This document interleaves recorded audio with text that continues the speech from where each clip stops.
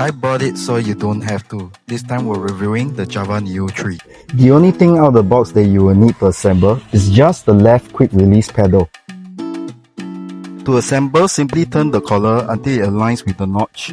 Press the collar towards the cranks and slot in the pedals until you hear a click.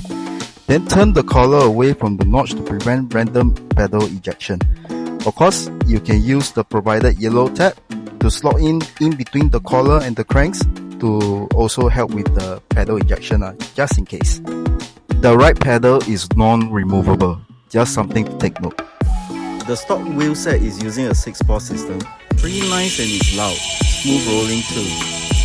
The stock handlebars are short and low rise for compact folding. It features a through axle for the rear and front wheels, and of course it comes with a 140mm 6-bolt disc brake rotors and hydraulic brakes. Comes with a Brompton P-line style rear suspension block and frame clip. Unfortunately, the Brompton ones aren't compatible with it.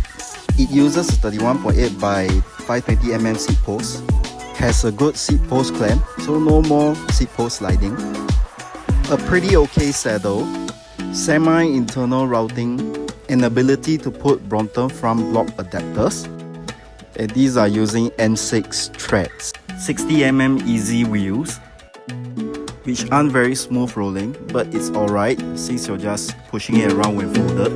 A Shimano Sora 9-speed rear derailleur, together with a Sunshine cassette that is 1132 teeth, a 50 teeth chain ring that is in 130 BCD, a 165mm crankset that is in Holotech. Y'all don't believe me, I measure it out for you. A concentric bottom bracket housing, together with pivot point, to which I will delve into that later. In my box, it comes with plenty of accessories like this pump over here. Comes with a Presta and Schrader valve adapter, which is pretty nice. A bottle of chain lube, which is quite surprising and a good addition. And a spare rear light, which is rechargeable.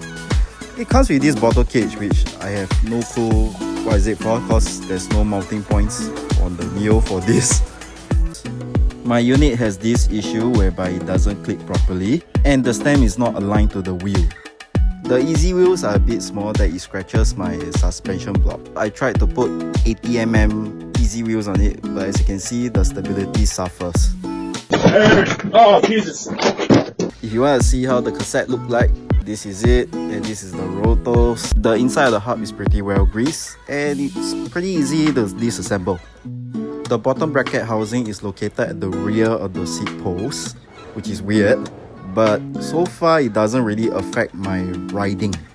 The hinge clamps that is on the frame and on the stem itself are quite generic. It has a spring to assist it while tying it down. The Java Neo is fully focused for people who wants to commute around and have a compact folding bike. There is one thing that I didn't like about the Java Neo, and that is it has no mud guards. Guard, right? Actually acts a good defense, right, for Bromptons to prevent the pivot points and the folding joints, right, from rusting, which you don't want that to happen. There is, however, a silver lining to this concentric bottom bracket. Concentric.